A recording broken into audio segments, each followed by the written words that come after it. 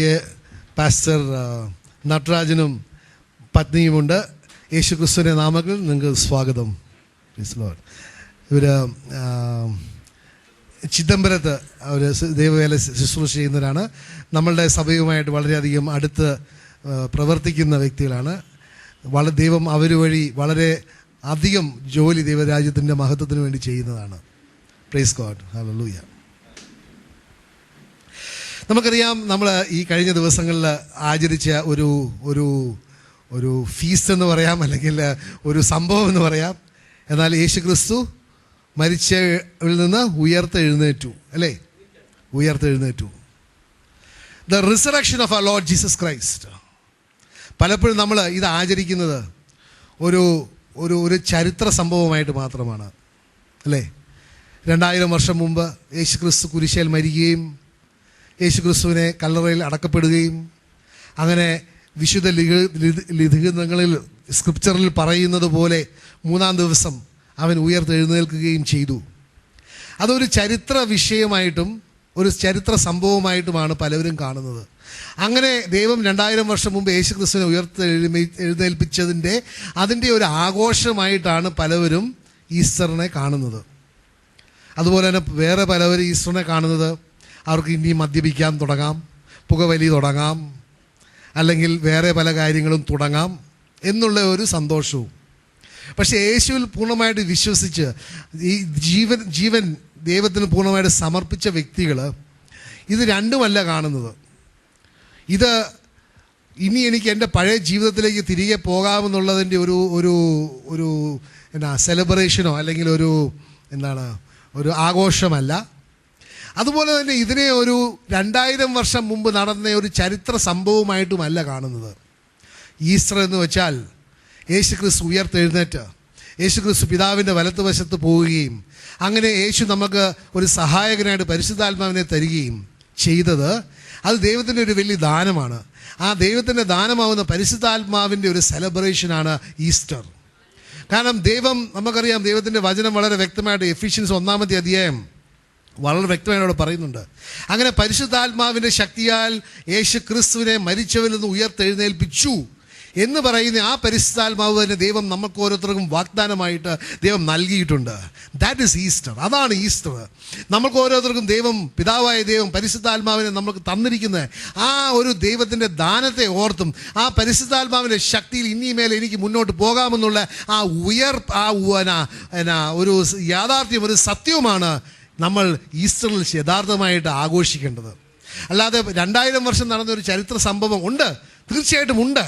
പക്ഷേ അതിൻ്റെ എൻ്റെ ജീവിതത്തിലുള്ള ഫലം എന്താണ് എന്ന് നോക്കിയിട്ട് ആ ഫലത്തെയാണ് നമ്മൾ ആരാധിക്കേണ്ടതും അതെയാണ് നമ്മൾ ആഘോഷിക്കുകയും ചെയ്യേണ്ടത്. കാരണം നമ്മൾ ആഘോഷിച്ചാലും ഇല്ലെങ്കിലും 2000 വർഷം മുമ്പ് യേശു ക്രിസ്തു ഉയർത്തെഴുന്നേറ്റു. അതിന് നമുക്കൊന്നും കൂട്ടാനോ കുറയ്ക്കാനോ പറ്റുകയില്ല. പറയുന്നത് മനസ്സിലാകുന്നുണ്ടോ? പക്ഷെ ആ ഉയർത്തെഴുന്നേറ്റതിൻ്റെ അനുഭവം നമ്മുടെ ജീവിതത്തിൽ നമുക്ക് കൂട്ടാനോ കുറയ്ക്കാനോ ചെയ്യാൻ പറ്റും എന്ന് നമ്മൾ ആ പരിശുദ്ധാത്മാവിനെ ഏറ്റു പറയുകയും ആ പരിശുദ്ധാത്മാവിനെ ഞാൻ സ്വന്തമാക്കുകയും ആ പരിശുദ്ധാത്മാവിൻ്റെ ശക്തിയാലും ഞാൻ നയിക്കപ്പെടുകയും ചെയ്യുമ്പോൾ ഞാനും നിങ്ങളും ദൈവത്തിൻ്റെ മക്കളാണെന്നാണ് റോമർസിനുള്ള ലേഖനത്തിൽ 8-ാമത്തെ അധ്യായം 14-ാമത്തെ വചനത്തിൽ പറയുന്നത്. അങ്ങനെ നമ്മൾ ഈസ്റ്ററിൽ നമ്മൾ ശരിയായ രീതിയിൽ നമ്മൾ ആഘോഷിക്കേണ്ടത് എന്താണ്? ഞാനും നിങ്ങളും ദൈവത്തിൻ്റെ മക്കളാകുന്ന അത് ആലോചിച്ചിട്ടാണ് നമ്മൾ ആഘോഷിക്കേണ്ടത്. കാരണം നമുക്കറിയാം, ദൈവത്തിൻ്റെ വചനം വളരെ വ്യക്തമായിട്ട് പറയുന്നുണ്ട്, ദൈവത്തിൻ്റെ ആത്മാവിനാൽ നയിക്കപ്പെടുന്നവരെല്ലാം ദൈവത്തിൻ്റെ മക്കളാണെന്നാണ് ദൈവത്തിൻ്റെ വാഗ്ദാനം. അപ്പോൾ ദൈവത്തിൻ്റെ ദാനമായിട്ട് നമുക്ക് കിട്ടിയിരിക്കുന്നത് യഥാർത്ഥത്തിൽ പരിശുദ്ധാത്മാവാണ്. യേശു ക്രിസ്തു മരിച്ച് ഉയർത്തെഴുന്നേറ്റിട്ടില്ലെങ്കിൽ നമ്മൾക്ക് പരിശുദ്ധാത്മാവിനെ കിട്ടുകയില്ല. കാരണം യോഹന്നാന്റെ സുവിശേഷം വളരെ വ്യക്തമായിട്ട് പറയുന്നുണ്ട്, ഞാൻ ഉയർത്തെഴുന്നേറ്റാൽ മാത്രമേ എനിക്ക് പരിശുദ്ധാത്മാവിനെ നിങ്ങൾക്ക് സഹായകനായിട്ടും നിങ്ങളുടെ കൂടെ എന്നേക്കുമായിട്ട് വസിക്കുവാനായിട്ട് അയക്കുവാൻ പറ്റുകയുള്ളൂ. അപ്പോൾ നമ്മൾ യഥാർത്ഥത്തിൽ ഉയർത്തെഴുന്നേൽപ്പിൻ്റെ ഫലം പരിശുദ്ധാത്മാവാണ്. ഒരു ഹല്ലേലൂയ, ഹല്ലേലൂയ. അതുകൊണ്ടാണ് ദൈവത്തിൻ്റെ വചനം യോഹന്നാന്റെ സുവിശേഷം 4-ാമത്തെ അധ്യായത്തിൽ 10-ാമത്തെ വചനത്തിൽ പറയുന്നുണ്ട്, നിങ്ങൾക്ക് ദൈവത്തിൻ്റെ ദാനം എന്താണ് എന്ന് അറിഞ്ഞിരുന്നെങ്കിൽ. അവിടെ ആ സമാരിയ സ്ത്രീയുടെ മുമ്പിൽ നിന്നത് യേശു ക്രിസ്തുവാണ്. പക്ഷേ യേശു ക്രിസ്തു ആ ദാനത്തെക്കുറിച്ച് അപ്പോൾ താൽക്കാലികമായ ഒരു ദാനത്തെക്കുറിച്ചല്ല പറഞ്ഞത്. യേശുക്രിസ്തു ഈ ലോകത്തിൽ വരികയും മരിക്കുകയും അതുവഴി എനിക്കും നിങ്ങൾക്കും ദാനമായി തന്നിരിക്കുന്ന പരിശുദ്ധാത്മാവിനെ കുറിച്ച് അവിടെ പറയുന്നുണ്ട്. അവിടെ ദൈവത്തിൻ്റെ വചനം വളരെ വ്യക്തമായിട്ട് പറയുന്നുണ്ട്. ആരാണ് നിങ്ങളോട് സംസാരിക്കുന്നതെന്ന് അറിഞ്ഞിരിക്കുക, ആരാണ് നിങ്ങൾ ഒരു വെള്ളം തരിക എന്ന് നിങ്ങളോട് ചോദിച്ചത് ആരാണെന്ന് അറിഞ്ഞിരുന്നെങ്കിൽ എന്നാണ് പറയുന്നത്. അപ്പോൾ പലപ്പോഴും നമുക്ക് ദൈവത്തിൻ്റെ ദാനമാകുന്ന യേശുവിൽ നിന്ന് നമുക്ക് കിട്ടുന്ന ആ ദൈവത്തിൻ്റെ അനുഗ്രഹങ്ങളെക്കുറിച്ച് നമുക്ക് നമുക്ക് ഗ്രഹിക്കാൻ പറ്റിയിട്ടില്ല. അതുകൊണ്ടാണ് നമ്മൾ മനസ്സിലാക്കണം പ്രിയപ്പെട്ടവരെ, ദൈവത്തിൻ്റെ ദാനം യേശു ക്രിസ്തു വഴി നമുക്ക് ഓരോരുത്തർക്കും വ്യക്തിപരമായി നൽകപ്പെട്ട ആത്മാവുമാണ് ദൈവത്തിൻ്റെ ദാനം. യോഹന്നാന്റെ സുവിശേഷം 4-ാമത്തെ അധ്യായം 10-ാമത്തെ വചനം. നീ ദൈവത്തിൻ്റെ ദാനം നിന്നോട് കുടിപ്പാൻ ചോദിക്കുന്നവൻ ആരെന്ന് അറിഞ്ഞുവെങ്കിൽ നീ അവനോട് ചോദിക്കുകയും അവൻ ജീവനുള്ള വെള്ളം നിനക്ക് തരികയും ചെയ്യുമായിരുന്നു എന്നുത്തരം പറഞ്ഞു. ഹല്ലേലൂയ. കാരണം നമ്മൾ മനസ്സിലാക്കണം, പരിശുദ്ധാത്മാവിനെ റെഫർ ചെയ്യുന്നത് വചനത്തിൽ the spirit of Jesus Christ എന്നാണ് പറയുന്നത്. അപ്പോൾ യേശുക്രിസ്തു ഈ ലോകത്തിലായിരുന്നപ്പോൾ നമ്മുടെ മധ്യേ ഉണ്ടായിരുന്നു. പക്ഷേ ഇന്ന് നമ്മുടെ മധ്യേ യേശുക്രിസ്തു വസിക്കുന്നത് എങ്ങനെയാണ്? ഞാൻ നിങ്ങളുടെ കൂടെ ഉണ്ട്. ഇമ്മാനുവൽ, മത്തായിയുടെ സുവിശേഷം 1-ാമത്തെ അധ്യായം 23-ാമത്തെ വചനത്തിൽ പറയുന്ന ആ യേശു പരിശുദ്ധാത്മാവ് വഴിയാണ് നമ്മുടെ മധ്യേ വസിക്കുന്നത്. അതുകൊണ്ട് 2 കൊരിന്ത്യർ 9-ാമത്തെ അധ്യായം 15-ാമത്തെ വചനത്തിൽ അവിടെയും പറയുന്നുണ്ട്, thanks be to God for his indescribable gift എന്നാണ് പറയുന്നത്. ഒന്ന് വായിക്കാം, 2 കൊരിന്ത്യൻസ് 9:15. പറഞ്ഞു തീരാത്ത ദാനനിമിത്തം ദൈവത്തിന് സ്തോത്രം. ഹല്ലേലൂയ. പറഞ്ഞാലും തീരാത്ത, ദാറ്റ് ഈസ് ഇൻഡിസ്ക്രൈബിൾ ഗിഫ്റ്റ്. അതാണ് ദൈവത്തിൻ്റെ ദാനം പ്രിയപ്പെട്ടവരെ. ഇത് നമ്മൾ മനസ്സിലാക്കാത്തൊരു കാര്യമാണ്. നമ്മൾ യേശുവിനെയും പരിശുദ്ധാത്മാവിനെയൊക്കെ വളരെ നിസ്സാരമായിട്ടാണ് കാണുന്നത്. യേശു ക്രിസ്തു ഒരു ചരിത്ര സംഭവം അല്ലെങ്കിൽ ഒരു ചരിത്രത്തിലുള്ള ഒരു വ്യക്തിയായിട്ടാണ്. ആർക്കും നിഷേധിക്കാൻ പറ്റുകയില്ല യേശു ക്രിസ്തു ഇല്ല എന്നുള്ളത്. ഞാൻ ഈയിടെ ഒരു സംസാരിച്ചപ്പോൾ അദ്ദേഹം പറയുകയായിരുന്നു, അയാളിൽ യേശു ക്രിസ്തു എനിക്ക് ഇച്ചിരി സങ്കടം തോന്നി. കാരണം അത് ഞാൻ പറയാം. അയാൾ പറഞ്ഞത് യേശു ക്രിസ്തുവിൽ അയാൾക്ക് വിശ്വാസമൊന്നും ഇല്ലായിരുന്നെന്ന്. ബൈബിൾ വായിക്കുമായിരുന്നു, പക്ഷേ ആ യേശു ക്രിസ്തുവിനെ കുറിച്ച് അയാൾക്ക് ഒന്നും ഗ്രഹിക്കാൻ പറ്റിയിട്ടില്ലായിരുന്നു. പക്ഷേ അയാൾ പറഞ്ഞത് അയാൾ ഒരിക്കൽ മുരിങ്ങൂർ പോയി. അവിടെ അരവിന്ദാക്ഷൻ എന്ന് പറഞ്ഞ ഒരു വ്യക്തിയും പിന്നെ വേറൊരു വ്യക്തി, ഒരു മുസ്ലിം ഒരു വ്യക്തിയും അവർ ഖുറാനിൽ നിന്നും വേദയിൽ നിന്നും യേശു ക്രിസ്തുവിനെ ചൂണ്ടിക്കാണിച്ചു. അങ്ങനെ ചൂണ്ടിക്കാണിച്ചപ്പോഴാണ് എനിക്ക് യേശു ദൈവമാണെന്നും അങ്ങനെ യേശുവിനൊരു വിശ്വാസം ഉണ്ടായതെന്നും പറഞ്ഞു. ഞാൻ പറഞ്ഞു, സഹോദര, അതൊക്കെ നല്ലതാണ്, പക്ഷേ it is a pity that you could not find Jesus in the Bible. Why did you need something else to point out Jesus to you? നമ്മൾ മനസ്സിലാക്കണം അത് എന്തുകൊണ്ടാണ് അങ്ങനെ ആ വ്യക്തിക്ക് ഇത് സംഭവിച്ചത്. അയാളും അത് പിന്നെ പറഞ്ഞു, ശരിയാണ്, ഞാൻ എൻ്റെ യേശു ക്രിസ്തുവിനെ ഞാൻ എൻ്റെ ബൈബിളിൽ എങ്ങനെയാണ് കണ്ടെത്താൻ പറ്റാഞ്ഞത്? പിന്നെ മനസ്സിലാക്കി ആ സഹോദരൻ, ആ മകൻ യേശു ക്രിസ്തുവിനെ ആ മകൻ്റെ സ്വന്തം ബൈബിൾ കണ്ടെത്താൻ പറ്റാഞ്ഞത് ആ സഹോദരനോട് സംസാരിക്കേണ്ട വ്യക്തികൾ യേശു ക്രിസ്തുവിനെ കുറിച്ച് സംസാരിച്ചിട്ടില്ല. അദ്ദേഹം പോയിരുന്ന പള്ളികളിലോ അല്ലെങ്കിൽ സഭകളിലോ യേശു ക്രിസ്തു എന്ന വ്യക്തിയെ കുറിച്ച് പറഞ്ഞിട്ടില്ല. പിന്നെ എവിടെ നിന്ന് കണ്ടുപിട്ടി? യേശു ക്രിസ്തുവിനെ എവിടെ കണ്ടുമുട്ടി? ഖുറാനിലും ഭഗവത്ഗീതയിലും വേദയിലുമാണ് യേശു ക്രിസ്തുവിനെ കണ്ടുമുട്ടിയത്. അവിടെ എല്ലാം യേശു ക്രിസ്തുവിനെ കുറിച്ച് പറയുന്നുണ്ട്. യേശു ക്രിസ്തു രക്ഷകനാണെന്നും അവിടെ കുരിശിൽ മരിക്കുമെന്നും ഉയർത്തുത്താനം ചെയ്യുമെന്നും യേശു ക്രിസ്തുവിൻ്റെ ജനനത്തെക്കുറിച്ച് വളരെ വ്യക്തമായിട്ട് പറയുന്നുണ്ട്. ഖുറാനിൽ പറയുന്നുണ്ട്. യേശു ക്രിസ്തു പരിശുദ്ധാത്മാവ് വഴി ജനിക്കപ്പെടുമെന്നും പറയുന്നുണ്ട്. മുഹമ്മദ് പോലും മനുഷ്യന്റെ ഇച്ഛത്തിൽ നിന്നാണ് ജനിക്കുന്നത്. യേശു ക്രിസ്തു പരിശുദ്ധാത്മാവ് വഴിയാണ് ജനിച്ചതെന്ന് ഖുറാനിൽ പറഞ്ഞു എഴുതിയിട്ടുണ്ട്. അങ്ങനെയാണ് അയാളുടെ വിശ്വാസം വർദ്ധിച്ചത്. പ്രിയപ്പെട്ടവരെ, ഇതാണ് ഇന്ന് സങ്കടകരമായ ഒരു കാര്യം. ദൈവത്തിൻ്റെ മക്കൾ എന്ന് പറയുന്നത് അല്ലെങ്കിൽ വിശ്വാസികൾ എന്ന് പറയുന്ന വ്യക്തികൾ യേശു ക്രിസ്തുവിനെ കുറിച്ച് പറയുന്നില്ല. അതുകൊണ്ടാണ് പൗലോസ് അപ്പോസ്തലൻ 1 റോമാക്കാരുടെ 1-ാമത്തെ അധ്യായം 16-ാമത്തെ വചനത്തിൽ പറയുന്നത്, പ്രിയപ്പെട്ടവരെ, നിങ്ങളുടെ മനോഭാവം ഇതായിരിക്കണം, എനിക്ക് സുവിശേഷത്തെക്കുറിച്ച് ലജ്ജയില്ല. I am not ashamed of the gospel of Christ because it is the power of God unto salvation. ഇന്ന് പ്രിയപ്പെട്ടവരെ, യേശു ക്രിസ്തു മരിച്ചവരിൽ നിന്ന് ഉത്ഥാനം ചെയ്തിട്ടുണ്ടെങ്കിൽ അത് നിങ്ങളെയും എന്നെയും രക്ഷിക്കാൻ പറ്റുന്ന ദൈവത്തിൻ്റെ ശക്തിയാണ്. യേശു ക്രിസ്തു വചനത്തിൽ പറയുന്നുണ്ട്. യോഹന്നാന്റെ സുവിശേഷം 14-ാമത്തെ അധ്യായത്തിൽ പറയുന്നുണ്ട്, 3-ാമത്തെ വചനത്തിൽ, ഞാൻ തിരികെ വരും, ഞാൻ ആയിരിക്കുന്നിടത്ത് നിങ്ങളുമായിരിക്കുവാൻ ഞാൻ തിരികെ വന്ന് നിങ്ങളെ കൂട്ടിക്കൊണ്ടുപോകും. എന്നെ രക്ഷയിലേക്ക് നയിക്കാനും എന്നെ പിതാവിന്റെ സന്നിധിയിലേക്കും കൊണ്ടുപോകാൻ പറ്റുന്ന ഒരു ശക്തിയാണ് യേശു ക്രിസ്തു. ഇതൊക്കെ നമ്മൾ നമ്മുടെ മക്കളോടും നമ്മുടെ കൂട്ടുകാരോടും വീട്ടുകാരോടും നാട്ടുകാരോടും ഒക്കെ പറയണം പ്രിയപ്പെട്ടവരെ. അതുകൊണ്ടാണ് ക്രിസ്ത്യാനി എന്ന് പറയുന്ന ഒരു വ്യക്തി ബൈബിളിൽ നിന്ന് യേശു ക്രിസ്തുവിനെ മനസ്സിലാക്കാൻ പറ്റാത്തതിന് പകരം ഖുറാനിലും ഋഗ്വേദയിൽ നിന്നുമാണ് മനസ്സിലാക്കുന്നത്. കാരണം സത്യം എവിടെയും ഉണ്ട് പ്രിയപ്പെട്ടവരെ. പക്ഷെ സത്യത്തെ ചൂണ്ടിക്കാണിക്കേണ്ടേ അവൻ്റെ സ്വന്തം വീട്ടിലുള്ള അവൻ്റെ സ്വന്തമായിട്ടുള്ള ആ ബൈബിളിൽ പറഞ്ഞു കൊടുക്കുന്നില്ലെങ്കിൽ പുരോഹിതന്മാരെ നിങ്ങൾ എന്താ ചെയ്യുന്നത്? അല്ലെങ്കിൽ പാസ്റ്റർമാരെ നിങ്ങൾ എന്താ ചെയ്യുന്നത്? അല്ലെങ്കിൽ അപ്പന്മാരെ അമ്മമാരെ നിങ്ങൾ എന്താ ചെയ്യുന്നത്? ഈ സത്യം മനസ്സിലാക്കണം പ്രിയപ്പെട്ടവരെ. ഇത് യേശു എന്ന നാമം പറയാൻ മടിയാണ്. അതല്ലേ ദൈവത്തിൻ്റെ വചനം അപ്പോസ്തല പ്രവർത്തനം 2-ാമത്തെ അധ്യായം 3-4 വചനങ്ങളൊക്കെ 3-ാമത്തെ അധ്യായം 4-ാമത്തെ വചനം വായിക്കുകയാണെങ്കിൽ അവിടെ പറയുന്നുണ്ട്, അവർ ആ മുടന്തനായ ഒരു വ്യക്തിക്ക് സൗഖ്യം കിട്ടിയപ്പോൾ അവർ ചോദിച്ചു, ഞങ്ങളൊന്ന് ചോദിക്കട്ടെ, ഏത് നാമത്തിൽ അല്ലെങ്കിൽ ഏത് അധികാരത്തിലാണ് നിങ്ങൾക്ക് ഇവന് സൗഖ്യം കൊടുത്തതെന്ന്. അപ്പോൾ അവർ പറഞ്ഞു, നിങ്ങൾ ക്രൂശിതനാക്കിയ, നിങ്ങൾ കുരിശിൽ തറച്ച യേശു ക്രിസ്തുവിന്റെ നാമത്തിലാണ് ഇവന് സൗഖ്യം കിട്ടിയതെന്ന്. പ്രിയപ്പെട്ടവരെ, യേശു ക്രിസ്തു ഇന്ന് ശക്തിയാണ് നമുക്ക്. അവൻ ഉയർത്തെഴുന്നേറ്റ് ഇന്ന് പിതാവായ ദൈവത്തിന്റെ സന്നദ്ധിയിൽ വലത്തുവശത്തിരിക്കുകയാണ്. അവൻ അവിടെ വെറുതെ ഉറങ്ങിയിരിക്കുകയല്ല, ഉറക്കം തൂങ്ങുകയല്ല. അവൻ നമുക്ക് ഓരോരുത്തർക്കും വേണ്ടി മധ്യസ്ഥം വഹിക്കുകയാണ്. നിങ്ങളുടെ ആവശ്യം എന്താണെങ്കിൽ പറയുവാനും കേൾക്കുവാനും നിങ്ങൾക്ക് വേണ്ടി മധ്യസ്ഥം വഹിക്കുവാനായിട്ട് ഉയർത്തെഴുന്നേറ്റ ഒരു യേശു ക്രിസ്തു ഉണ്ട്. പ്രിയപ്പെട്ടവരെ, അതാണ് ഈസ്റ്റർ സന്ദേശം. അല്ലാതെ നിങ്ങളുടെ മദ്യപാനം തുടങ്ങാമെന്നോ, നിങ്ങളുടെ സിഗരറ്റ് വലി തുടങ്ങാമെന്നോ, അല്ലെങ്കിൽ നിങ്ങളുടെ വേറെ എന്തെങ്കിലുമൊക്കെ നിങ്ങൾ നിർത്തിവെച്ച 50 ദിവസത്തേക്ക് വേണ്ടി നിങ്ങൾ ദൈവത്തിനൊരു സഹായം ചെയ്യുന്നത് പോലെ നിങ്ങൾ നിർത്തിവെച്ച കാര്യങ്ങൾ തുടങ്ങാമെന്നുള്ളതല്ല. അല്ലെങ്കിൽ നിങ്ങളുടെ കല്യാണ സീസൺ തുടങ്ങിയെന്നുള്ളതല്ല. അതിനുപരി യേശു ക്രിസ്തു ജനിച്ചതിൻ്റെ ഒരേ ഒരു ഉദ്ദേശമുണ്ട്. എന്താണ്? യേശു ക്രിസ്തു മരിച്ച ഒരേ ഒരു ഉദ്ദേശം ആ കുരിശിൽ മരിക്കാൻ വേണ്ടിയാണ്. അത്ഭുതങ്ങൾ നടത്താനോ അല്ലെങ്കിൽ റൊട്ടിയും മീനും വർദ്ധിപ്പിക്കുവാനോ അല്ല. മുടന്തന്മാർക്ക് നടക്കാനുള്ള ഒരു സൗഖ്യമോ, കാഴ്ചയില്ലാത്തവർക്ക് കാഴ്ച കൊടുക്കാനോ, ചെവിടർക്ക് ചെവി കേൾക്കുവാനോ അതിനു വേണ്ടി അല്ല യേശു ജനിച്ചത്. യേശു ജനിച്ചത് അതെല്ലാം ഇതിന്റെ ബൈ പ്രോഡക്റ്റ് ആണ്.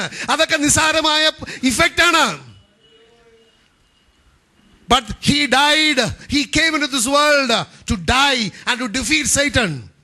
അതല്ലേ ദൈവത്തിന്റെ വചനം 1 യോഹന്നാൻ 3:8 പറയുന്നത്. ദൈവപുത്രൻ പ്രത്യക്ഷപ്പെട്ടത് പിശാചിന്റെ പ്രവർത്തികളെ നശിപ്പിക്കുവാൻ വേണ്ടിയാണ്. അവൻ ജനിച്ചത് വിജയം നേടുവാൻ വേണ്ടിയാണ്. അല്ലാതെ കുരിശ് ഒരു പരാജയമല്ല, കുരിശ് വിജയത്തിന്റെ സ്ഥലമാണ്. നമ്മൾക്ക് ഓരോരുത്തർക്കും വ്യക്തിപരമായി പ്രിയപ്പെട്ടവർ ഞാൻ പറയട്ടെ, നിങ്ങൾക്ക് വിജയം വേണമെന്നുണ്ടെങ്കിൽ അത് അന്വേഷിക്കേണ്ടത് കുരിശിലാണ്. കാരണം ദൈവത്തിന്റെ വചനം റോമാർക്കുള്ള ലേഖനം 6-ാമത്തെ അധ്യായത്തിൽ വളരെ വ്യക്തമായിട്ട് പറയുന്നുണ്ട്, നിങ്ങൾ അവനോട് സാദൃശ്യമായ ഒരു മരണത്തിൽ സാദൃശ്യമാകുകയാണെങ്കിൽ, ഐക്യപ്പെടുകയാണെങ്കിൽ നിങ്ങൾക്ക് അവനോട് സാദൃശ്യമായ ഉയർപ്പിൽ നിങ്ങൾക്കും പങ്കാളിത്തം ഉണ്ടാകും. If you are united together in the likeness of his death, you shall also be united together in the likeness of his resurrection power. Hallelujah. That is Easter. Easter is not something which happened 2000 years ago. Easter should happen in your life today. And not once a year. Every day must be a day of Easter. You are celebrating the victory of Jesus in your life every day.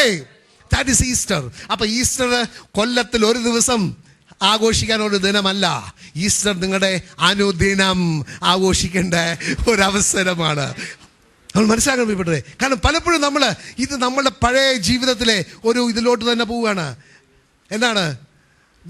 വിശുദ്ധന്മാരുടെ ജന്മദിനമല്ല മരണദിനം നമ്മൾ ആഘോഷിക്കും. അങ്ങനെ യേശുവിൻ്റെയും ഒരു ദിനം നമ്മൾ ആഘോഷിച്ചു അല്ലേ? വിശുദ്ധന്മാർ ആഘോഷിച്ചു, പിന്നെ യേശുവിന് സങ്കടം തോന്നുകയല്ലേ യേശുവിൻ്റെ ഒരു ദിനം ആഘോഷിച്ചു? അല്ല, we are celebrating the victory over sin, over death, over Satan.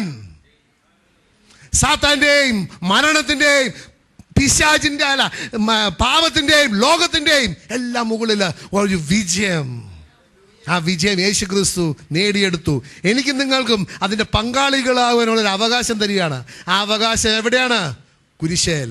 ഞാൻ യേശുവിൻ്റെ കൂടെ കുരിശേൽ ഞാൻ തറയ്ക്കപ്പെടുമ്പോൾ ഞാൻ അവന്റെ വിജയത്തിൽ പങ്കാളിയാകുകയാണ്. I become a co-heir with Jesus Christ. അതുകൊണ്ടല്ലേ റോമാർക്കുള്ള ലേഖനം 8-ാമത്തെ അധ്യായം 17-ാമത്തെ വചനം ഒന്ന് വായിക്കാമോ? അവിടെ വളരെ വ്യക്തമായിട്ട് പറയുന്നുണ്ട്, നാം മക്കളെങ്കിലോ അവകാശികളുമാകുന്നു, ദൈവത്തിന്റെ അവകാശികളും ക്രിസ്തുയേശുവിന് കൂട്ടവകാശികളും തന്നെ. നാം അവനോടുകൂടെ തേജസ്കരിക്കപ്പെടേണ്ടതിന് അവനോടുകൂടെ കഷ്ടം അനുഭവിച്ച അത്രേ. ഹല്ലേലൂയ. ഞാൻ എന്നവന്റെ കുരിശേൽ ഞാനും കയറുന്നു, അവന്റെ മഹത്വത്തിൽ എനിക്കും പങ്കാളിത്തം ഉണ്ട്. That is a heavenly inheritance that God has promised everyone. പ്രിയപ്പെട്ടവരെ, നമ്മൾ മനസ്സിലാക്കണം, യേശു ക്രിസ്തു ആ ഉയർത്തെഴുന്നേറ്റതാണ്. That is the hope of glory. Yesu Kristu ഉയർത്തെഴുന്നേറ്റിട്ടില്ലായിരുന്നുവെങ്കിൽ യേശു ക്രിസ്തു ഇവിടെ ചെയ്ത എല്ലാ കാര്യവും, ഇവിടെ പറഞ്ഞ എല്ലാ കാര്യവും ഭോഷത്വമാണ്. So the whole thing, നമ്മുടെ ഒരു ക്രിസ്തീയ വിശ്വാസം എന്ന് പറയുന്നതിൻ്റെ അടിത്തറ എന്താണ്? യേശു ക്രിസ്തുവിൻ്റെ ഉയർപ്പെഴുന്നേൽപ്പാണ്. It is his resurrection which is a foundation of our faith. Yesu Kristu ഉയർത്തെഴുന്നേറ്റിട്ടില്ലായിരുന്നെങ്കിൽ നമ്മുടെ വിശ്വാസം നമുക്ക് വചനത്തിലൂടെ കേൾക്കാം. അതാണ് ഏറ്റവും നല്ലത്. 1 കൊരിന്ത്യൻസ് 15 അധ്യായം 14 വചനം ഒന്ന് വായിക്കാമോ? 1 കൊരിന്ത്യൻസ് 15:14. ശ്രദ്ധിച്ച് കേൾക്കണം കേട്ടോ. കാരണം യേശു ക്രിസ്തു ഇവിടെ വന്നിട്ട് വളരെ അത്ഭുതങ്ങളൊക്കെ ചെയ്തു കാണുമായിരിക്കും, വളരെ നല്ല കാര്യങ്ങൾ ചെയ്തു കാണുമായിരിക്കും, ഞാൻ ദൈവത്തിൻ്റെ പുത്രനാണെന്നൊക്കെ പറഞ്ഞു കാണുമായിരിക്കും. പക്ഷേ യേശു ക്രിസ്തു മരിച്ചവരിൽ നിന്ന് ഉയർത്തെഴുന്നേറ്റിട്ടില്ലായിരുന്നെങ്കിൽ ആ പറഞ്ഞതൊക്കെ വ്യർത്ഥമാണ്. യേശു ക്രിസ്തു ഉയർത്തെണീറ്റിട്ടില്ലെങ്കിൽ ഞങ്ങളുടെ പ്രസംഗം വ്യർത്ഥം, നിങ്ങളുടെ വിശ്വാസവും വ്യർത്ഥം. It is useless. മരിച്ചവരിൽ നിന്ന് ഉയർത്ത് ചരിത്രം അംഗീകരിച്ച് ഒരേ ഒരു വ്യക്തിയേ ഉള്ളൂ, ഓൺലി വൺ, ജീസസ് ക്രൈസ്റ്റ്. മറ്റു പലവരും മിറക്കിൾസ്, ദൈവത്തിൻ്റെ മിറക്കിൾസ് അനുസരിച്ച് ദൈവം ഉയർപ്പിച്ചിട്ടുണ്ട്. പക്ഷേ മരിച്ചവരിൽ നിന്ന് വാഗ്ദാനം ചെയ്തതുപോലെ തന്നെ, ചരിത്രത്തിൽ നേരത്തെ സുവിശേഷത്തിൽ വാഗ്ദാനം ചെയ്തതുപോലെ തന്നെ ഉയർത്തെഴുന്നേറ്റ ഒരേ ഒരു വ്യക്തി മാത്രമേ ഉള്ളൂ. പിന്നെ 14 വായിച്ചു, 17, 18, 19 ഒന്ന് വായിക്കാമോ? ക്രിസ്തു ഉയർത്തിട്ടില്ലെങ്കിൽ നിങ്ങളുടെ വിശ്വാസം വ്യർത്ഥമത്രേ, നിങ്ങൾ ഇന്നും നിങ്ങളുടെ പാപങ്ങളിൽ ഇരിക്കുന്നു. നിങ്ങൾ ഇന്നും പാപത്തിലിരിക്കുകയാണ്. കാരണം എന്താ? ഒരു വ്യക്തി വന്നിട്ട് കുറെ കാര്യങ്ങൾ പറഞ്ഞിട്ടുണ്ട്, പക്ഷെ അവൻ പറഞ്ഞത് 10 കാര്യം നുണയാണ്. പക്ഷേ യേശു ക്രിസ്തു പറഞ്ഞതെല്ലാം നിറവേറിയിട്ടുണ്ട്. അവൻ പറഞ്ഞിട്ടുണ്ട്, ഈ ദേവാലയം നിങ്ങൾ നശിപ്പിക്കുകയാണ്, 3 ദിവസത്തിനുള്ളിൽ അത് ഞാൻ പണിതുയർത്തും എന്ന് പറഞ്ഞിട്ടുണ്ട്. യേശു ക്രിസ്തു പറഞ്ഞിട്ടുണ്ട്, ഞാൻ പോകും, ഞാൻ തിരികെ വരും. പ്രിയപ്പെട്ടവരെ, യേശുവിൻ്റെ വചനങ്ങളെല്ലാം വിശ്വസിക്കാൻ കൊള്ളുന്നതാണ്. Everything is worth believing. അതുകൊണ്ട് ദൈവത്തിൻ്റെ വചനം പറയുന്നത്, ഹല്ലേലൂയ, ആകാശവും ഭൂമിയും മാറിപ്പോകുമെങ്കിലും എൻ്റെ വചനത്തിൽ ഒരു വ്യത്യാസം വരികയില്ല. Heaven and earth will pass away, but my words will never ever pass away എന്നാ പറയുന്നത്. വിശ്വസിക്കാൻ കൊള്ളുന്നതാണ് പ്രിയപ്പെട്ടവരെ എല്ലാ വചനങ്ങളും. അവിടെ നമ്മൾ തിരഞ്ഞെടുക്കേണ്ട ആവശ്യമില്ല. You can put your life on that word. കാരണം ഇത് ജീവൻ്റെ വചനങ്ങളാണ്. പിന്നെ അടുത്ത വചനം ഒന്ന് വായിക്കാമോ ബ്രദറെ? 18.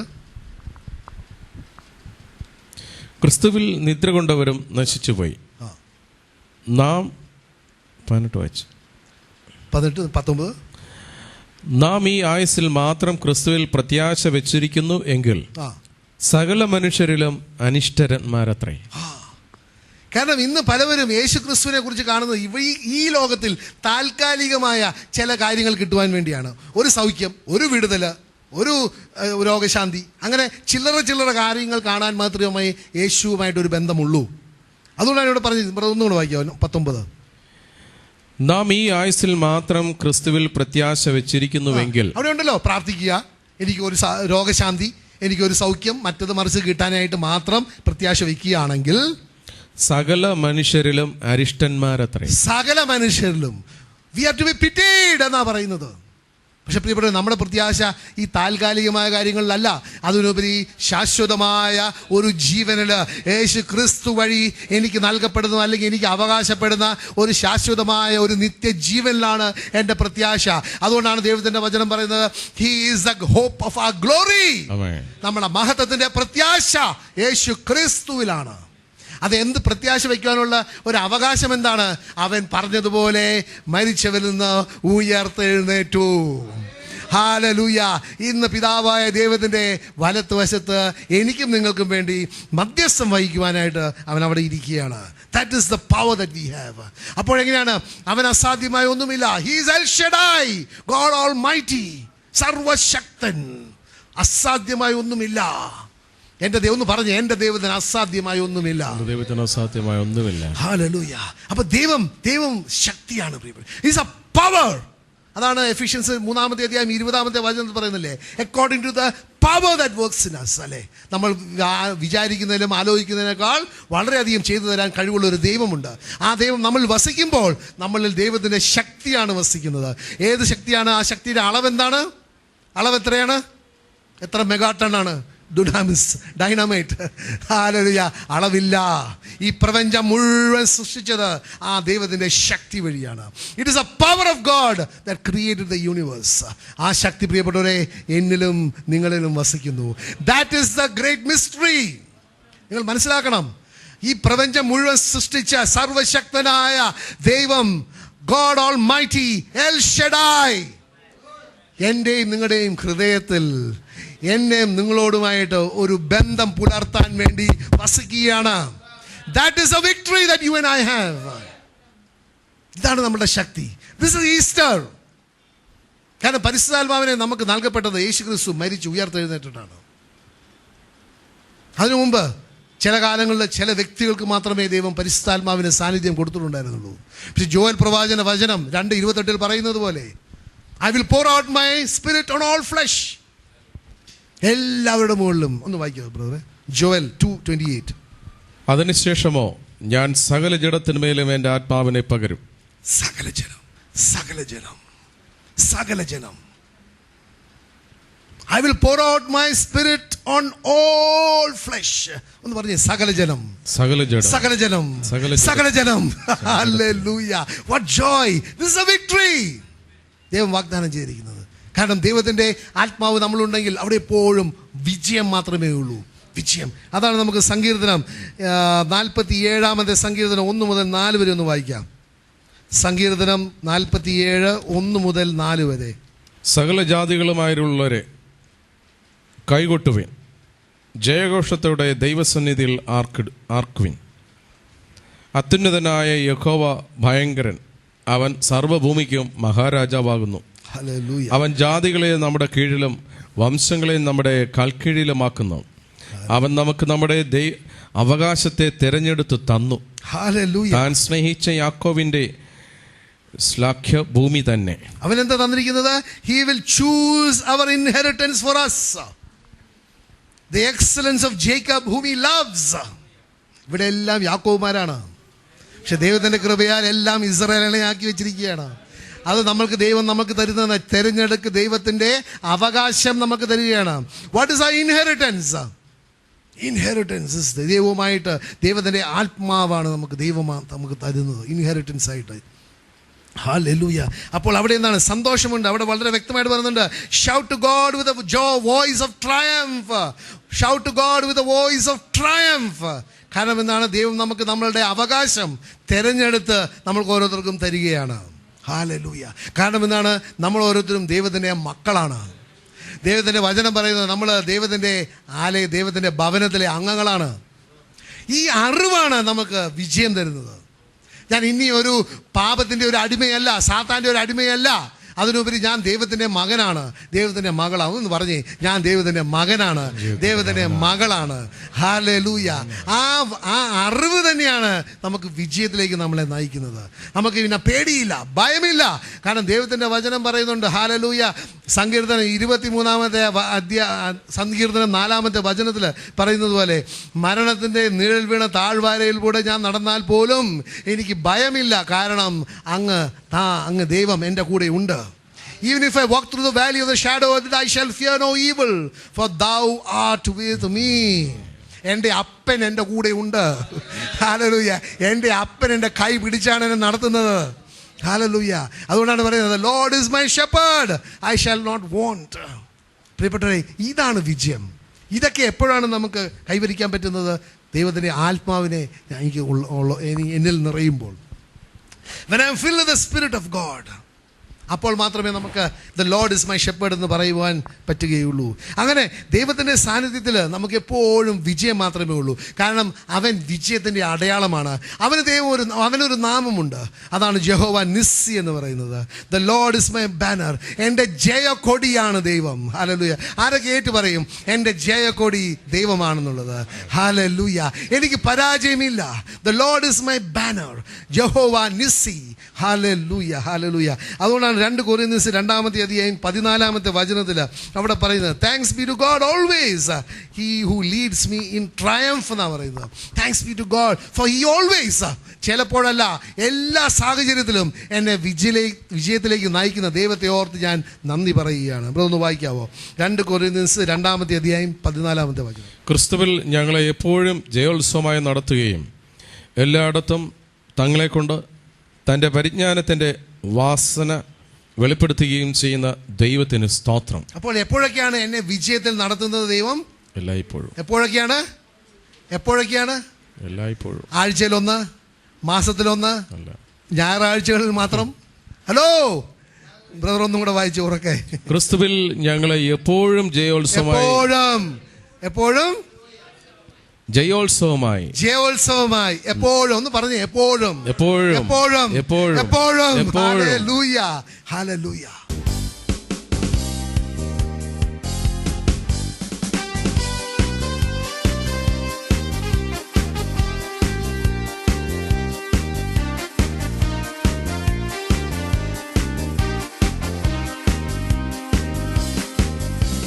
Jesus, the living word. Jesus, the living word.